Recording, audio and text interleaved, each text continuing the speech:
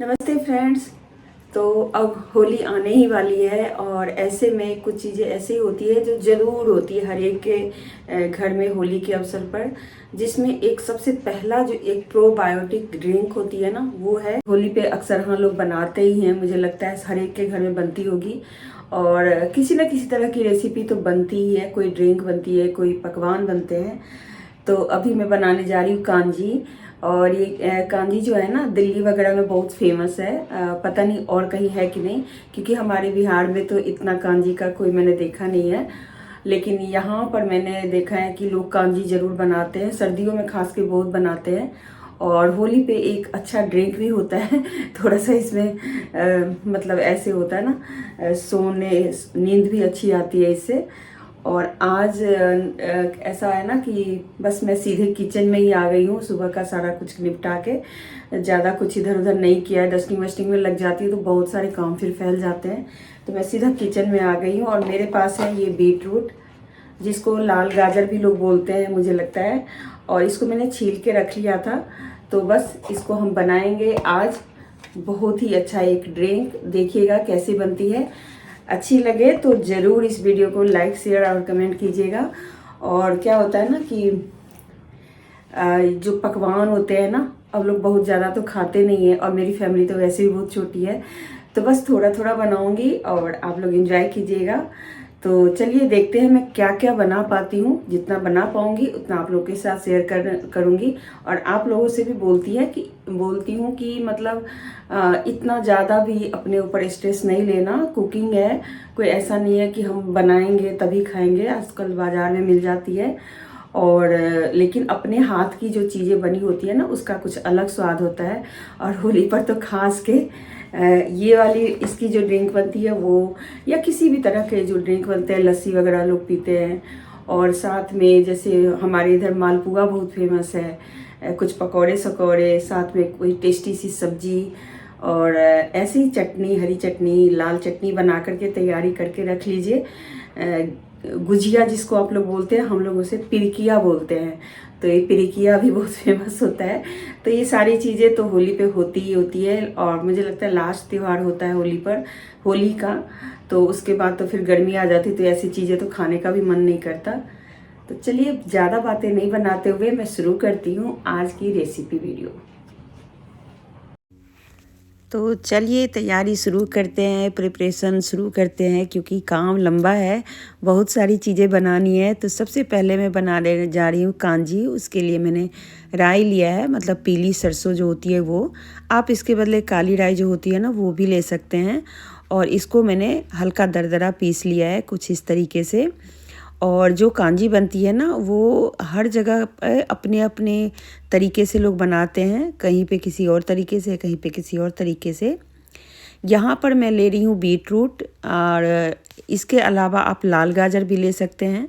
आप चाहें तो जो ऑरेंज गाजर होती है, मतलब रेड वाली जो होती है, वो भी ले सकते हैं। तो कोई भी गाजर आप ले सकते हैं या बीट रूट भी ले सकते हैं। और इसको बनाने के लिए ऐसा कुछ नहीं है कि यही गाजर हमें चाहिए या यही मतलब बीट रूट चाहिए। तो सबसे पहले तो इसे मैंने छील लिया है। इसको छील के मैंने पहले ही रखा हुआ था, लेकिन थोड़ा सूख गया था, तो मैंने दोबारा से इसको हल्का हल्का ताज़ा कर दिया है बिल्कुल क्योंकि वो देखने में थोड़ा ऐसे लग रहा था फीका सा। और इसको काटने का ये है कि हल्का देखिए स्लाइस में आपको काटना है, कुछ इस तरीके से। और जैसे काटेंगे ना तो बिल्कुल ही चौकोर टाइप का ये निकल के इस तरीके से तैयार हो जाएगा। और उसके बाद इसको अच्छे से हमें धो लेना है।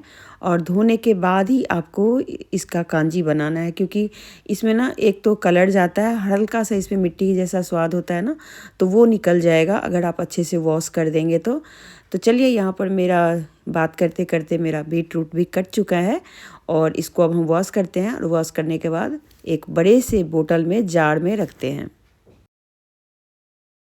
तो बीट रूट को तो मैंने धो के रख लिया है। और यहाँ पे मैं गर्म पानी, हॉट वाटर जो केटल होता है उसमें डाल के गर्म कर रही हूँ। आप चाहें तो चूल्हे के ऊपर भी किसी बड़े से बर्तन में कम से कम 1.5 लीटर या 2 लीटर पानी गर्म कर लें और उसको ठंडा करके पहले से ही तैयार रखें। और उसके बाद एक बड़े से जार को मैंने पहले तो क्लीन किया, फिर इसको स्टेरलाइज किया।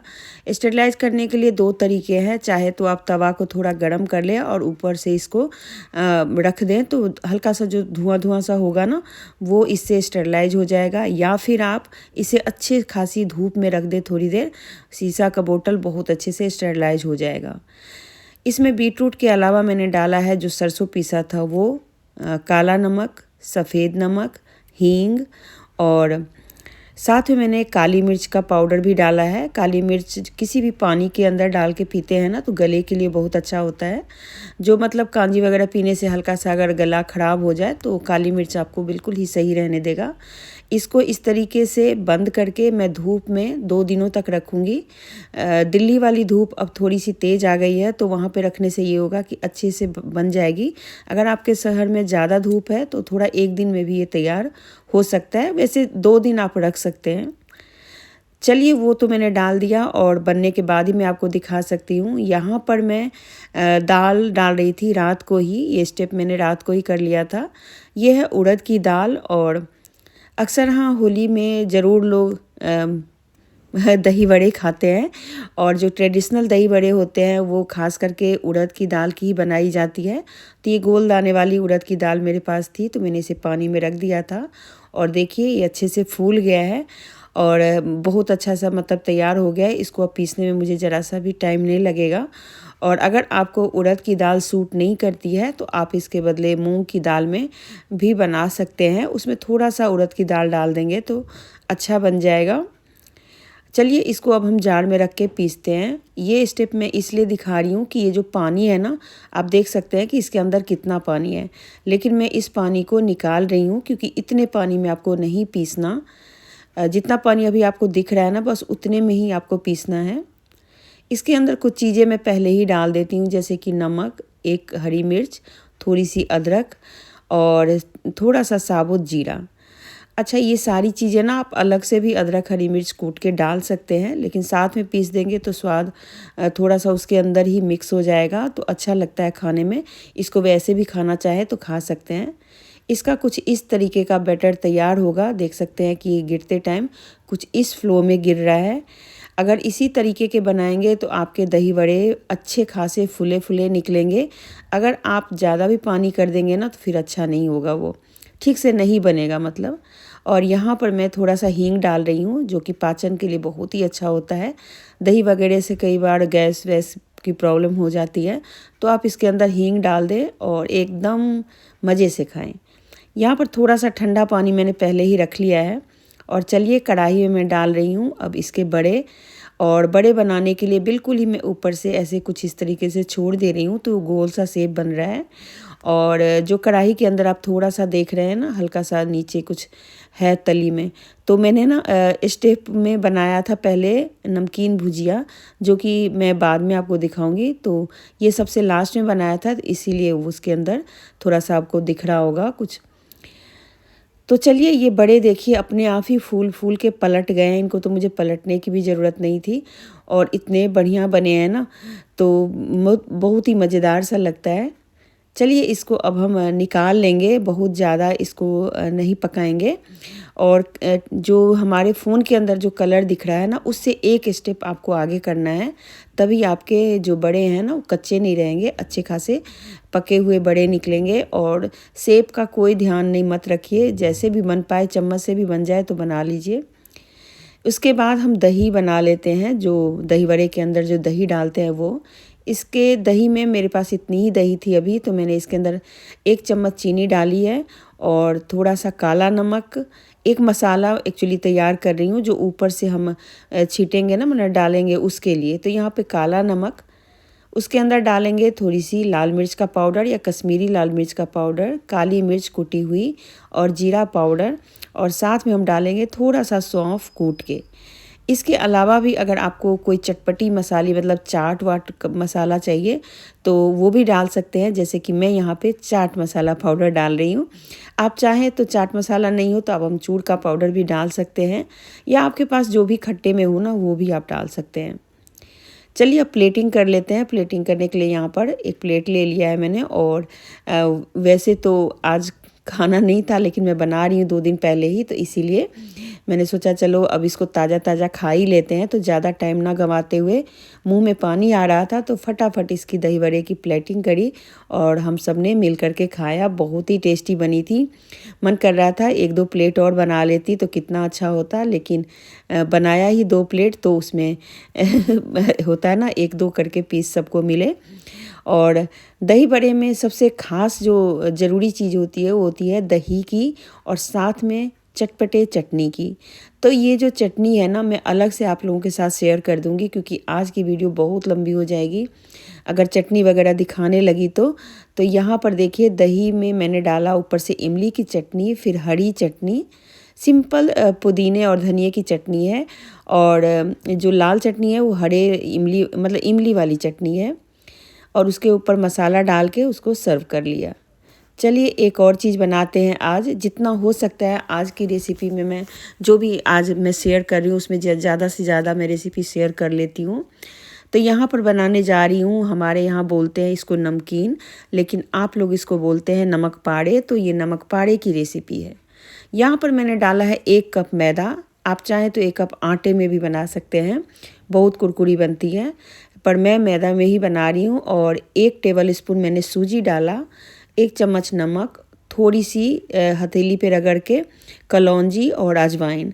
तो कलौंजी भी डाल सकते हैं आप चाहें तो सिर्फ अजवाइन में भी बना सकते हैं। थोड़ी सी मैंने काली मिर्च का पाउडर भी डाला है, टेस्टी लगता है, मतलब थोड़ा सा जो अगर हल्का सा जैसे मिर्च वाला चीज़ चाहिए ना तो मिर्च तो नहीं डालते, लेकिन थोड़ा सा काली मिर्च का पाउडर डाल दिया। और 1 टेबल स्पून मैंने ऑयल डाला। ये ऑयल ऑलिव ऑयल है, आप चाहें तो घी भी डाल सकते हैं, बहुत अच्छी बनेगी। उसके बाद थोड़ा थोड़ा पानी डाल के इसको हम गूँथेंगे, और उससे पहले बहुत अच्छे से इस आटे को आपको ऑयल में अच्छे से मिक्स करना है, और उसके बाद कुछ इस तरीके का आटा आपको तैयार कर लेना है। इस आटे में ज़्यादा पानी नहीं डालना होता, थोड़ा सूखा सूखा ही आपको रखना होगा, क्योंकि अगर आप इसे गूँथ के रख देंगे ना तो थोड़ा सा ये नमक की वजह से हल्का सा ये सॉफ्ट हो सकता है, और जब सॉफ्ट आटा हो जाएगा ना तो नमक पाड़े बहुत अच्छे नहीं बनते हैं। थोड़े ऐसे बन तो जाते हैं, पर थोड़े ऐसे मतलब कम कुरकुरे वाले बनते हैं। तो देखिए मेरा किचन कितना फैला हुआ है, और बीच बीच में जा कर के मैं कुछ कुछ और भी तैयारियां कर रही हूँ। तो यहाँ पर देखिए इसको मैं रख देती हूँ थोड़ी देर के लिए रेस्ट पर, और उसके बाद कुछ और तब तक बनाते हैं। तो इसको कपड़े से आप रख दें, ढक दें, या किसी बर्तन से ढक के रख दें, तो ये 5-7 मिनट के लिए रख देंगे ना तो बहुत अच्छे से ये आटा तैयार हो जाएगा। चलिए 5-7 मिनट हो गया, तब तक मैं थोड़ा सा बीच में चाय कॉफ़ी करके आई। और आज मैंने सारी रेसिपी बनाई है। तो आप लोगों को अगर मेरी ये मेहनत अच्छी लग रही है तो प्लीज़ इस वीडियो को लाइक करके शेयर कर दीजिएगा, और शेयर करने के बाद अगर मन करे तो आप चैनल पे बने रहने के लिए सब्सक्राइब करके बेल आइकॉन ज़रूर दबा लीजिएगा। जितना भी आटा था ना उसको मैंने 2 हिस्सों में काट दिया, और मैं थोड़ी बड़ी बड़ी सी रोटियां बेलूँगी। तो ये रोटी जो है ना, मतलब आप चाहे तो छोटी छोटी भी बना सकते हैं, आप चाहे तो बड़ी बड़ी भी बना सकते हैं। और इसको बेलने में थोड़ा सा टाइम लगता है, क्योंकि जो मैदे को हम गूँथते हैं ना वो थोड़ा सा हार्ड होता है, और जब मैदे के आटे को हम बेलते हैं तो वो ना एक च्युइंगम की तरह आपको लगेगा कि ये चिपक मतलब ऐसे सिकुड़ गया है। तो ऐसा यदि लगे ना तो समझ जाइए आपका आटा परफेक्ट तैयार है। ऐसा ही आटा आपको तैयार करना है। अगर वो रोटी की तरह अच्छे से बिल जाता है ना तो आपका आटा इसका मतलब सही से नहीं बिला हुआ है। अगर वो आटा रोटी की तरह बिलता है तो उसको आपको दोबारा से गूँथने की ज़रूरत है। तो बस इसके बाद मैंने जैसे ही रोटी बना ली, थोड़ी आड़ी टेढ़ी बनी, क्योंकि ये बनती ही बड़ी मुश्किल से है। उसके बाद मैंने जो पिज़्ज़ा कटर होता है उससे मैंने इसको बारीक बारीक लाइंस डाल के, और इसके बाद इसको मैंने काट दिया। जैसे नमकीन भुजिया होती है ना, हम लोग नमकीन ही बोलते हैं, जैसे नमक पाड़े होते हैं ना, तो नमक पाड़े को जैसे काटते हैं ना, बस वही काटना है। आपके पास कोई चाकू है तो चाकू से भी काट सकते हैं, आप चाहें तो पिज़्ज़ा कटर से भी काट सकते हैं, क्योंकि पिज़्ज़ा कटर से ना बहुत अच्छे से कटता है, तो इसीलिए आप इस तरीके से काट दें और चाकू की सहायता से देखिए कुछ इस तरीके से उठाएंगे तो एकदम फ्रिक्वेंटली ये उठेगा। इसमें मतलब बिल्कुल ही ऐसे नहीं लगेगा कि ये चिपका हुआ है या कुछ ऐसा है। चलिए इसको दूसरे प्लेट में रखते हैं और इसके बाद इसको फ्राई करने के लिए चलेंगे। तो 2 पूड़ियाँ बनी थी, दोनों ही पूड़ियों को मैंने बेल लिया और बेलने के बाद देखिए ये इतना सारा तैयार हुआ है। और चलिए अब इसको मैं तलने जा रही हूँ। तो मैं यहाँ पे कुकिंग ऑयल डाल लिया है। मैं ज़्यादातर ऐसे तलने के लिए ऑलिव ऑयल का यूज़ करती हूँ या फिर सरसों तेल का। तो आप चाहें तो दोनों में ही से कोई भी तेल आप यूज़ कर सकते हैं। ऑलिव ऑयल थोड़ा सा महंगा होता है, तो आप चाहें तो सरसों के तेल में भी इसको फ्राई कर सकते हैं। लेकिन हाँ, घी और डालडा में नहीं करें, ज़्यादा बेटर है, क्योंकि वो जलता है तो उससे और नुकसान ही होता है। और इसको जैसे ही डाला तो देखिए कैसे कितने अच्छे से फूल फूल के तैयार हो गया। तेल अच्छे से गर्म होना चाहिए। जैसे ही बहुत अच्छे से गर्म हो जाए तो उसमें ये नमक पारे डालें और आंच को हल्का सा कम कर लें। और उसके बाद देखिए आपके नमक पारे कितने बढ़िया बन के तैयार होते हैं। इसको आप चाहें तो बंद करके 1 महीने तक खा सकते हैं, कोई दिक्कत नहीं है। पहले तो हमारे यहाँ ये जब स्टूडेंट वगैरह जब बाहर रहते थे या किसी जैसे लड़की की विदाई हो रही है या कुछ ऐसे बाहर कोई संदेश जाना है तो उसमें ज़रूर ये नमक पारे बनती थी और बहुत सारी बनती थी। अब वो यादें रह गई हैं। चलिए अब तो हम सिर्फ अपने लिए बनाते हैं और कुछ फैमिली और फ्रेंड्स के लिए, बाकी तो अब कुछ ऐसा है नहीं। तो इसको हमने बना लिया और बनाने के बाद आपको मैं दिखाती हूँ कि ये जो दूसरे टर्न में मैंने डाला ना, उसको मैंने थोड़ा सा ज़्यादा पकाया, क्योंकि मेरे हस्बैंड को थोड़ा सा कुरकुरा ज़्यादा अच्छा लगता है। तो मैंने और कुरकुरा कर दिया इसको और बस निकालने के बाद आपको दिखाती हूँ कि बनके कैसा तैयार हुआ है। तो अब इसकी आवाज़ में सुनाती हूँ कि कितनी कुरकुरी बनी है, देख सकते हैं, और कलर कितना प्यारा बना है, बहुत ही सुंदर लग रहा है। और आप चाहें तो थोड़े ज़्यादा भी बना सकते हैं, थोड़े से कम भी बना करके ट्राई कर सकते हैं, लेकिन ट्राई ज़रूर कीजिएगा। चलिए चलते हैं अब दूसरी रेसिपी बनाते हैं। तो चलिए यहाँ पर मैंने फिर से लिया है 1.5 कप मैदा। आप चाहें तो आटे का भी बना सकते हैं, पर मैंने यहाँ पे मैदा ही लिया है। और इस मैदे के अंदर डालेंगे 1 टेबल स्पून सूजी। नाप से बनाएंगे तो बहुत अच्छा बनेगा, कोई भी नाप आप बना सकते हैं। और उसके बाद 1.5 टेबल स्पून मैंने डाला सूजी और 1.5 टेबल स्पून डाला इसके अंदर कोकोनट पाउडर। साथ में मैंने डाला 2 टेबल स्पून यहाँ पे ऑलिव ऑयल। और पहले भी मैंने बताया मैं ज़्यादातर ऑलिव ऑयल या तो सरसों का तेल यूज़ करती हूँ। आप चाहें तो कोई भी रिफाइंड ऑयल यूज कर सकते हैं। उसके बाद इसे हमें अच्छे से मिलाना है। और पहले जो हमने नमक पारे बनाए ना, उसमें मैंने ये चीज़ नहीं बताई थी, शायद बताई भी थी। तो नमक पारे में भी ऐसे ही आटे को गूँथना है। आटे को गूँथ के अलग से मिला के रख लेना है। एक हम सैलरी तैयार करते हैं, मतलब एक मिक्सर तैयार करते हैं। तो यहाँ पर मैंने लिया है 2-3 चम्मच दही और साथ में 2 चम्मच चीनी, और इसे हमें मिला करके रख लेना है।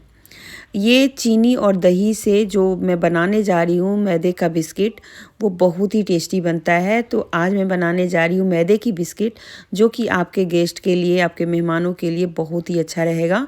ज़रूर इसको बना के रख लीजिए, मेहनत कम लगेगी और फटाफट बन जाएगा। तो हमने पहले ही इसमें ऑयल वगैरह को मिक्स करके रख लिया था मैदे को। उसके बाद इसमें दही और चीनी वाला जो मिक्सर है उसको डाल के और धीरे धीरे करके गूँथना है। ये जो आटा तैयार होगा ना, वो थोड़ा सा आपको टाइट ही रखना है और बहुत ज़्यादा इसको गूँथना नहीं है। मतलब हल्के हाथों से इसको जितना हो सके, जैसे लपेटना बोलते हैं ना, इसको लपेट के आप रख लीजिए और 5-7 मिनट के लिए इसको छोड़ देंगे ना, तो बहुत अच्छे से ये तैयार हो जाएगा। और इसको देखिए कुछ इस तरीके से, ऐसे अगर आपको जैसे आटे का बनाना होता है तो सेम तरीका आपको करना है, और मैदे में भी सेम तरीका करना है। देखिए कितना हार्ड है।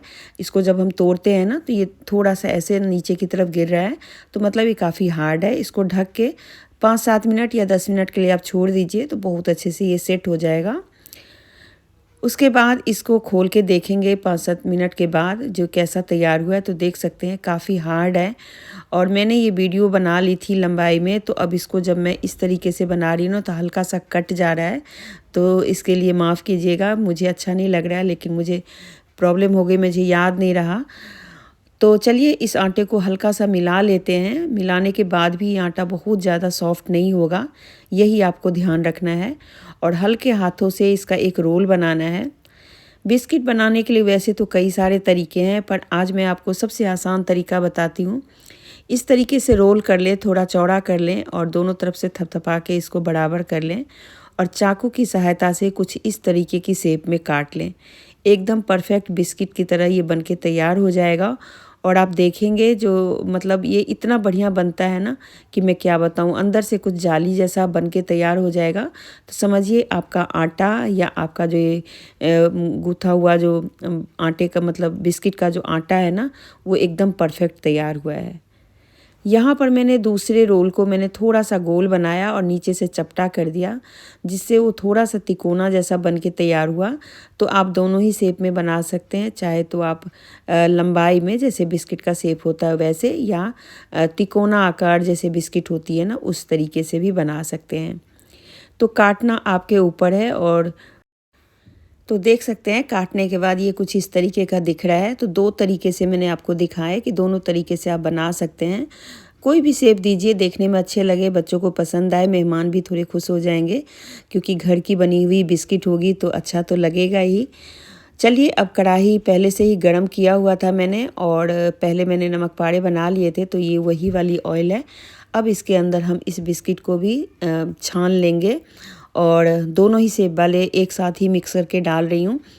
तो फटाफट हो जाता है, ज़्यादा टाइम नहीं लगेगा। सेम आप तेल को खूब गर्म कीजिए, हल्का सा लगे कि एकदम हीट होने लगा है, उसके बाद हल्का सा कम करके और फिर इसके अंदर ये डालिए और फिर धीरे धीरे इसको थोड़ी देर के लिए पकाइए। बहुत जल्दी मत पकाइएगा, नहीं तो फिर क्या होगा कि ऊपर की परत तो जल जाएगी, कलर आ जाएगा, लेकिन अंदर से बिस्किट थोड़ा कच्चा रह जाएगा। तो हल्के हल्के आंच पे पकाएंगे तो बहुत अच्छा बनके तैयार हो जाएगा। और देखिए कुछ इस तरीके से बनके तैयार हुआ। अगर मेरी मेहनत आपको अच्छी लग रही है या मेरा चैनल आपको अच्छा लग रहा है तो प्लीज़ मेरे वीडियो को नीचे कमेंट कीजिए, इसे लाइक कीजिए, शेयर कीजिए। मुझे बहुत ज़्यादा आप लोगों की हेल्प की ज़रूरत है। और चलिए यहाँ पे ये बनके तैयार हो गया, अब इसे निकाल लेते हैं। मैं खा के तो नहीं दिखा पाई, लेकिन सच में बहुत कुरकुरी और टेस्टी बनी थी। तो आप लोग भी कुछ इस तरीके से नया चीज़ ट्राई कीजिए, नई नई चीज़ें बनाइए, और अच्छा लगे तो मेरे चैनल पे बने रहिए। मेरे चैनल पे हमेशा blogs, tips, tricks, kitchen tips, hacks, decoration, tour travel या कुछ भी मतलब रेसिपीज़, बहुत सारी चीज़ें आती रहती है। तो आप बने रहिए, हर तरह की वीडियो आपको इस चैनल पे मिल जाएगी। इसे ज़रूर सब्सक्राइब करके बेल आइकन दबा लीजिए। देखिए बनने के बाद कुछ इस तरीके की लग रही है। बाय बाय, हैप्पी होली, खुश रहे, मस्त रहे, खूब अच्छे से होली मनाएं और बिना किसी का नुकसान किए। फिर मिलते हैं होली के बाद, तब तक के लिए बाय बाय।